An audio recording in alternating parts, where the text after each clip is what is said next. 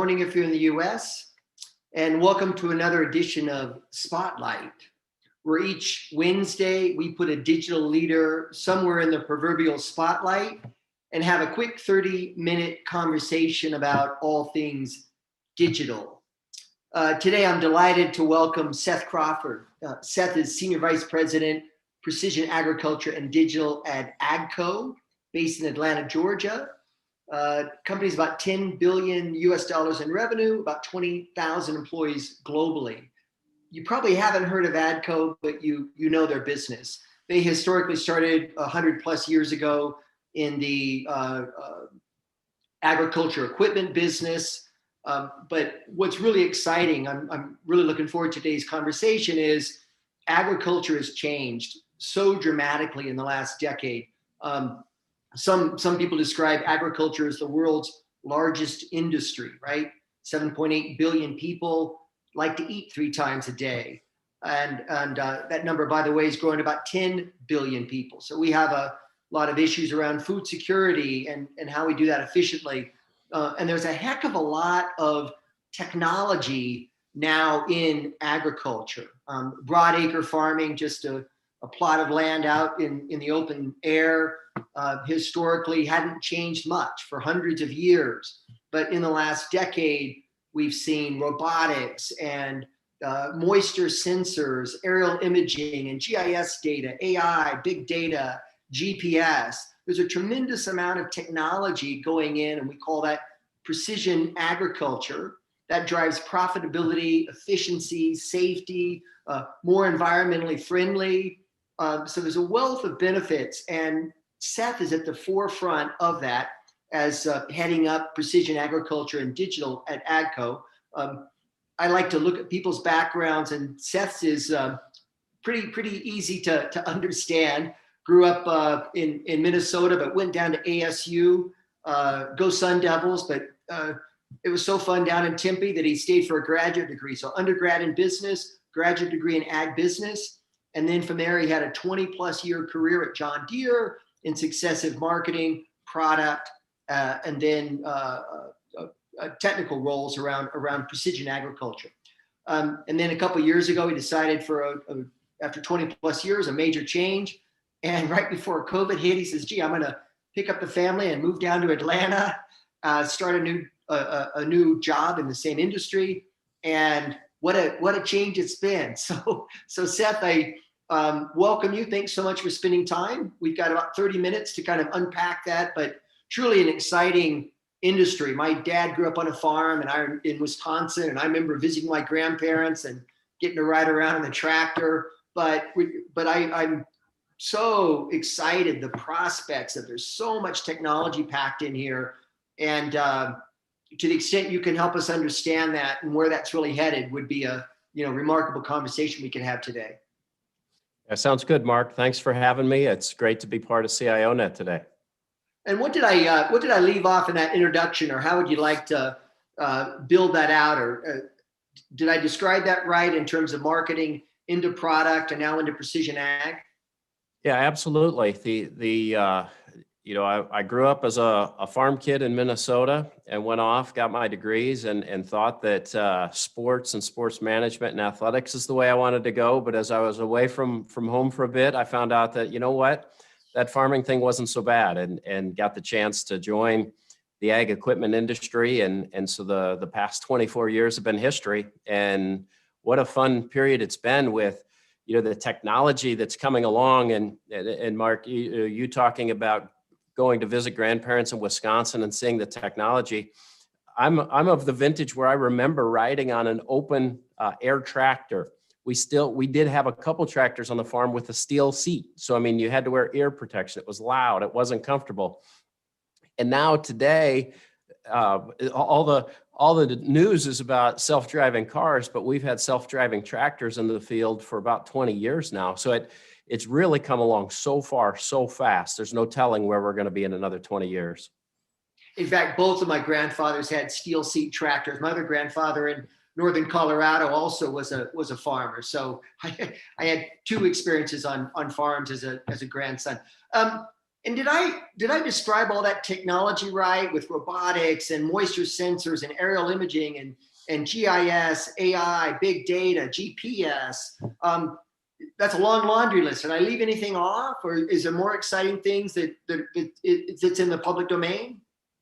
No, I think you hit it right. You know, the things that are coming along, we've got the satellite imagery, we've got the drones taking imagery, we've got new sensors on machines. You know, the key that we all need to remember is that in farming, most farmers are crossing their fields multiple times a year. So, you know, we can use the satellite imagery, but you can run into some issues there. You can use drones, but also some issues. But when you're running a machine across the field, we can also sense information.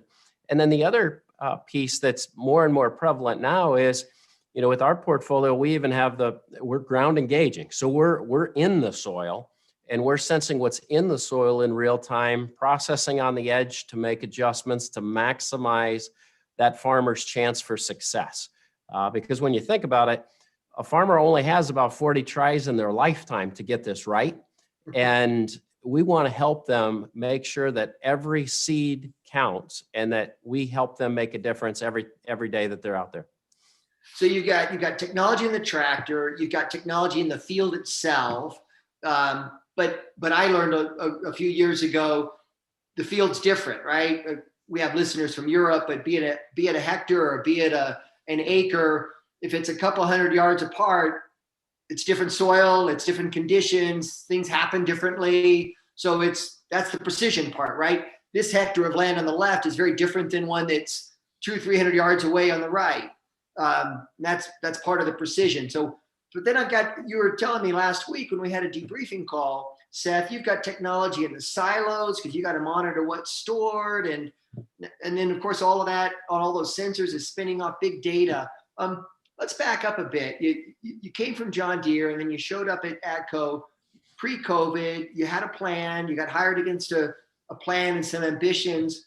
How did that transpire in the last year? We always take a look a year back and then start looking forward. What was that, looking back a year, what did you learn that changed your positioning around what you're doing? Or is it business as usual? You're just going to keep marching on with the plans you had in 29 and they didn't change materially? How did that look, or has there been a course correction?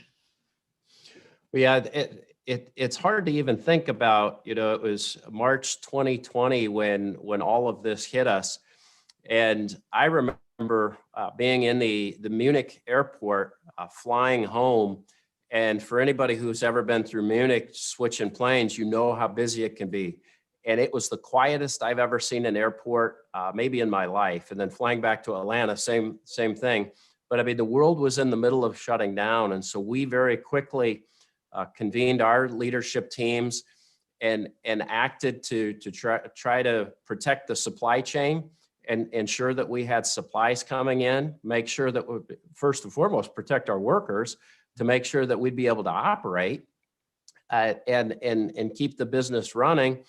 And then also making sure that we were in a good cash position, because we just didn't know what would happen in the financial markets.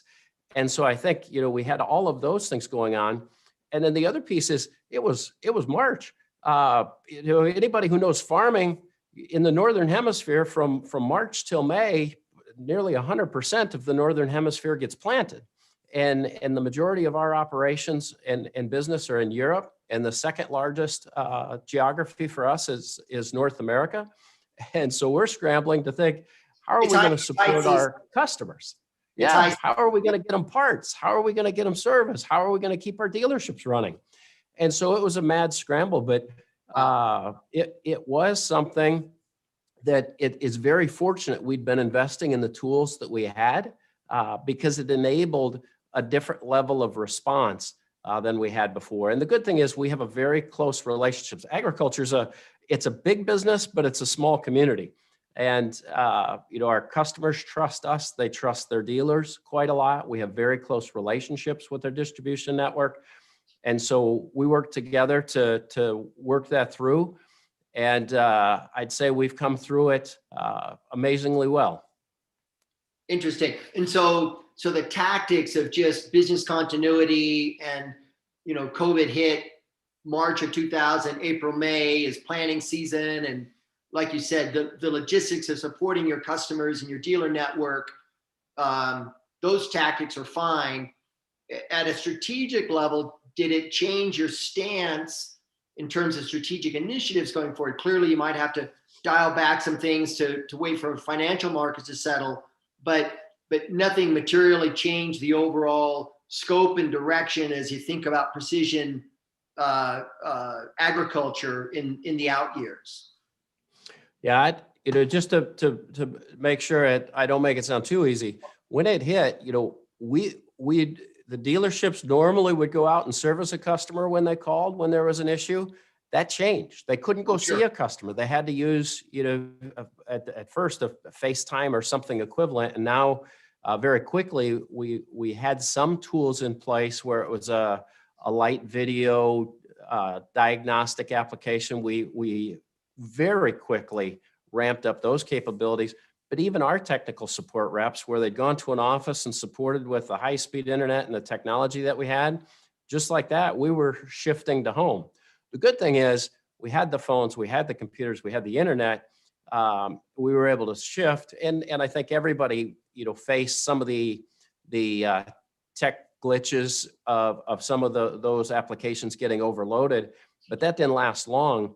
But then as we looked longer, one of the things that really kicked in, and it carries through now till today, and I expect this to be much different, I'd say there was a certain reluctance to, you know, develop and really deploy a full e-commerce system for some of the capabilities out there for the customers to buy. And the dealer network globally was saying, you know, we're not so sure about this. Are you trying to disintermediate us and take us out of the picture? And well, that's never been the intent. Once this happened, we couldn't get that deployed fast enough. And now that pull from the customers, the pull from our dealers is really incredible.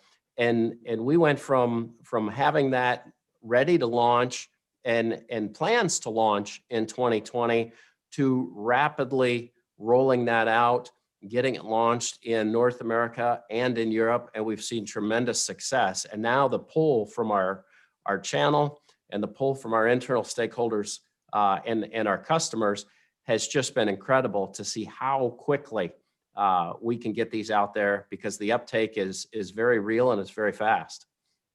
And it's an independent dealer network that obviously supplies your product, but you've got to synchronize that with the end user customer into the dealer network and then back into what you can do in corporate.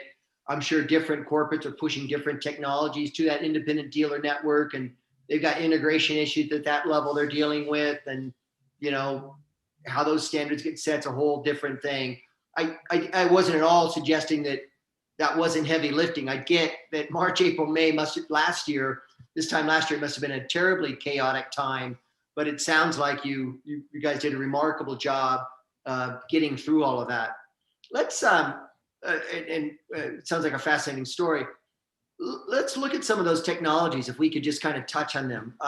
You know, you said self-driving tractors have been in the field for 20 years. Literally, that's kind of the standard now for a lot of large land. You just send it out and it does its thing.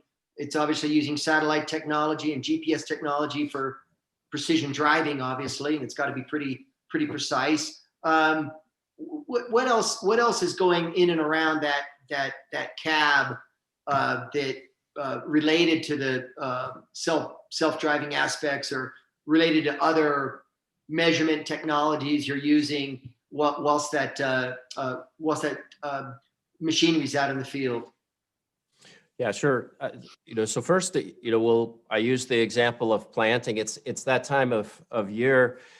You know, just to get ready to go to the field, what you have is you have all these data layers that you're able to bring in about the weather, the you know, the ideal dates to plant. You need the soil temperature because you don't want to put the seed in too early where it might rot. You want to get all that just right. And then what type of soil is it? And as you mentioned, you can take a soil sample and then go 3 meters over, and just like that, you have a different type of soil. And the good thing is That's all been mapped over many years, and we can see that. So our farmers can bring all that information in layers, and then we're able to push that down to their tractor that's pulling their planting rig. And then as they're going through the field, the tractor's driving itself. So it has a positioning receiver on it, and it's going down, it's running the steering valves. It can do the end of row turns and automate all of those things. But then down at the planting unit, we also know the ideal depth that we want to plant based on our prescription. We know the seed. We have multi-hybrid planters, so you can switch the seed as you're going through the field. You can do this row by row. And then we have the product that we have is called the Smart Firmer. It actually rides along. So when that planter opens up the furrow, this is riding along in that furrow, sensing the soil characteristics as we go through. So on the edge, we're able to identify, what hybrid do we want to put down? What depth do we want to put it in the ground? And then we have our automatic downforce. We're able to close that furrow up and get the seed bed prepared just right, because we're putting down about, in most of the corn area anyway, it'd be about 35,000 seeds to the acre. And it's one big factory without a roof when you look at farming, and you want to get that seed just right. You want to get it the right depth, and you want to get it the right spacing as you go through that field. And then I was going to ask a question on spacing. You said 35,000 seeds per acre for our Europeans on the phone, 2.5 acres per hectare. But correct. I assume that the quantity varies as well by soil type and by depth, and you may want to put down more seeds or less seeds, and all of that. I mean, that's big data, right? That's a lot of calculations somewhere in a data center that you're calculating over millions of acres, I assume, across North America and the U.S. Yeah, absolutely. And being able to do that around the world. And then the other piece that's important to note is that these planters are running now at more than 10 miles an hour through the field. So it's not like you're going slow, like you and I were back in the day on open station tractors. I mean, these are more than 10 miles an hour, which that may not sound very fast until you're in there watching these machines run that are 36 rows wide, maybe 40 plus rows wide. You're taking a good swath as you're going through the field. So it's absolutely critical to get all of this right. What other, how does AI play into this? Is AI doing a lot of that, those calculations around the soil and around the density of seeds, and again, public information, but what's interesting in terms of the big AI problems even yet to be solved that you're trying to push the envelope on? Well, there's no doubt that we wouldn't be able to do any of this if we didn't have the processing power that we have today, and the ability to stream this data off machines. That's really changed the game over the last few years, and so now because I think we know the farmer's life is quite challenging. They're out there on a large plot of land.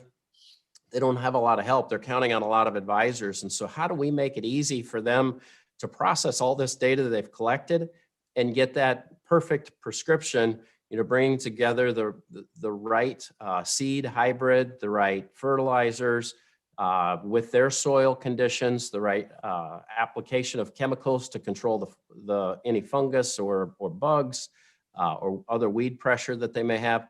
All these things, all of that takes data processing. And we've got to collect the data, we've got to offload it, and then we've got to be able to share it with key partners and enable the farmer to do that, and then get it back onto the machine and execute that task. And it's got to be super easy for that customer. That part's absolutely key. Yeah, and that raises a question: Are these farmers and the ag industry, are they savvy data consumers? I mean, are they used to getting a lot of sophisticated applications pushed at them? How does that all work? you're also working through a dealer network. And I know you have a strong Yeah. customer experience background, CX, and how you think about customer experience. You've got a lot of expertise in that area, Seth. But how does that work when you're working through a channel? What's that mindset of that? That they run big businesses, right? These are multi-million-dollar businesses. But how do they absorb this technology? It sounds like they want as much as you can give them. They really want a lot of this because they see the benefits of profitability, efficiency, safety, the environmental aspects. But how does that whole process through a channel work? Yeah, so first of all, I would say that farmers around the world are tech friendly. They with the way they live their lives, the internet has enabled so many things for them over the years that they're early adopters might not be the right term, but they're not afraid of it. But the key for the farmer is we've got to show them that we bring the productivity with this.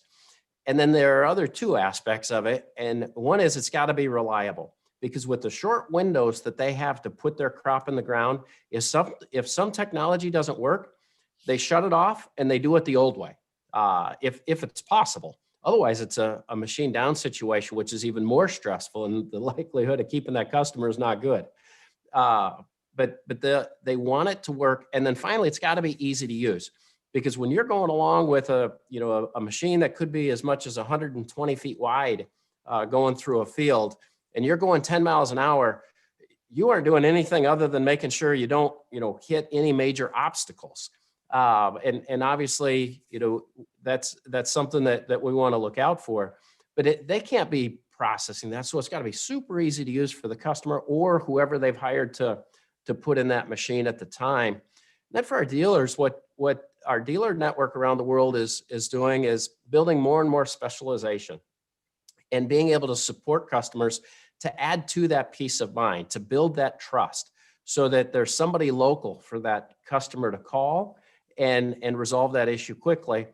And then with the technology that we have on the machines, the connectivity, it also enables that specialist at a dealership to be able to reach out to the customer when they see something that's not working quite right. And they're able to talk through it with the customer to try to optimize it to that 100% level.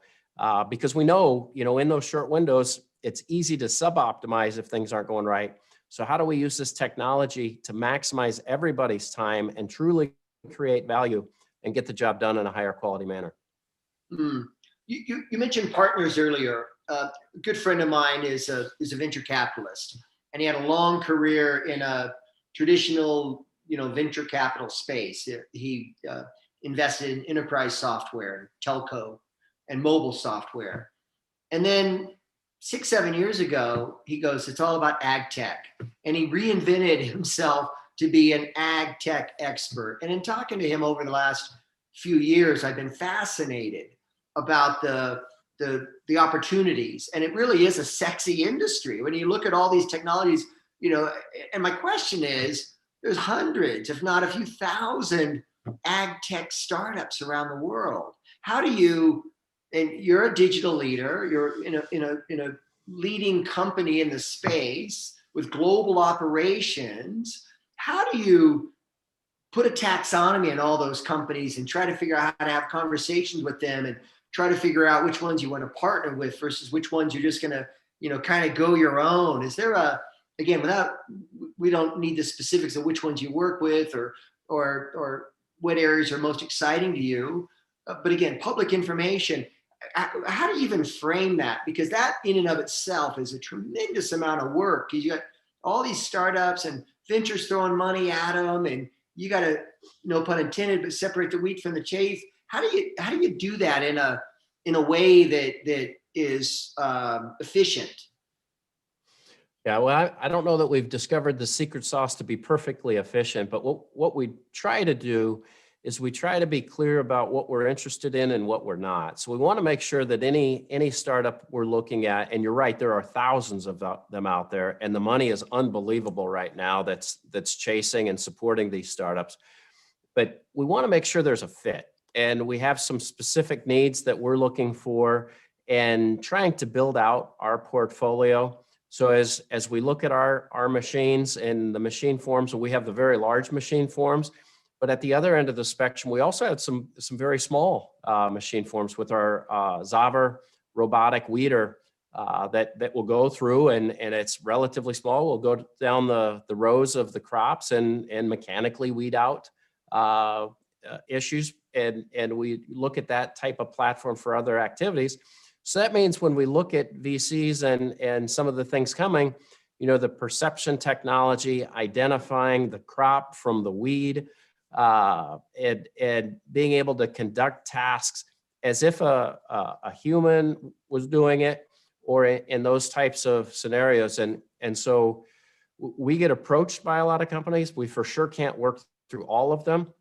But one of the more unique things that we did recently is we hosted a startup challenge, and we opened it up. We presented a problem. It happened to be around carbon sequestration and looking to improve soil health and capture more carbon. And we opened it up, and we had 40 different entries, and we were able to go through and select it. It was actually part of a conference that set it up, but we gladly participated.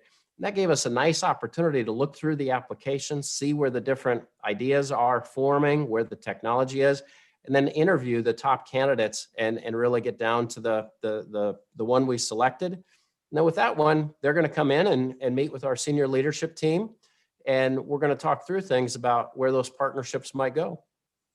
Very interesting and helpful as well. Thank you for that. Time flies. I'm going to try to fit in 2 quick questions here in the next 3 minutes. First one is, how are you thinking about the work and office and your team and the broader AGCO leadership? Do you think the future of work looks more like 2019? We're in the office a lot. We see each other face to face. Do you think it looks more like 2020, a little more hybrid, a lot more hybrid, more remote? There seems to be two minds around the world now. We're seeing a lot of companies saying, hey, it's going to look a lot more like 2019, get back to the office, because that collaboration and serendipitous nature of work and the informality of just being around people is important to our culture. And there's others saying, no, 2019 is the new normal, and we're going to stay a little more distanced. How do you net that out with your own team and then more broadly in the company? Yeah, well, we have a variety of roles. So we haven't found a way to have a virtual assembly line yet. But, in those areas, we know we need to have workers in place. We need to have a safe environment for them. And we've been able to work through that quite well throughout the entire pandemic. But when we talk about our engineering resources and our support resources of a supply chain and others, the professional ranks, those are really positions where we are rethinking what the future might hold. I definitely don't think it'll look like 2019. I do think it'll be a hybrid. There's no doubt we miss some of that interaction. But I don't think global travel is going to go back to the same way it was. I definitely don't think that, we're going to force everybody to be in the office 5 days a week from, 8 to 5 each day. What we found, we have our headquarters here in the Atlanta area and multiple operations in North America, and then a large presence in South America and also in Europe. We found a lot higher employee satisfaction because they're willing to take meetings much earlier in the morning because they don't have to fight the traffic. Mm-hmm. And our colleagues in Europe like it because they can schedule those earlier meetings and get it done more in the heart of their workday. And so we're finding a lot more productivity, a lot more engagement, a lot more happy employees out of this. And that's definitely something we want to cultivate further. Interesting. That's great. And just the sequencing, if you go towards a hybrid model and everyone has the luxury of picking the days and the times they're going to be in, that becomes a pretty complex operations research problem to then make it efficient. So everyone does have to come in, but we'll see how that unfolds. Last question, and it's the nugget, it's the takeaway. And I ask this to everyone I interview. What's the one thing in your pocket? What's the one tool, the one technique, the one process the one thing that you're kind of known for, people that worked with you for a while, but what can you pull out of your pocket as a digital leader and use, or it's a mindset, it's a framework, it's some way of thinking about problems that has served you well in your career, that you could pull it out and it'd work again. And it may be something that others listening today don't know about or don't use, but it served you well and you want to pass it on. Yeah, one of the things I think that all leaders face as they move up in organizations is that somehow they're expected to be the smartest person in the room, and it can go to their head. And what I try to do to stay grounded for sure is stay in touch with the organization. The thing I like to do is really engage at all levels. If you find that you look at your calendar and in the last week you've only met with your peers and maybe your immediate staff and external stakeholders, you're really missing something. And so make sure you're finding time to meet with employees throughout your organization, outside of your function, to find out what's on their mind. How are things working? You know, what are their observations and their perceptions? And through that, I think you can be much more self-aware and be a better leader yourself and build a better organization and engage the employees. And in the end, have a better customer experience overall. That's great. That's wonderful. Food for thought, no pun intended. That just came out. I didn't plan on saying that, but truly remarkable insights. You know, it's the world's largest industry. World population going to 10 billion people in the next 30 years. We had a lot of new mouths to feed. And the good news is all this new technology is really coming online. What an exciting time to be in the industry. So Seth, thank you so much for sharing everything on behalf of our 10,000 members in 25 countries. We really, really appreciate this, and good luck with everything, and do keep in touch. It's an exciting journey you guys are on. Will do. Thanks, Mark. Have a great day. Thanks so much. Enjoy the rest of your week.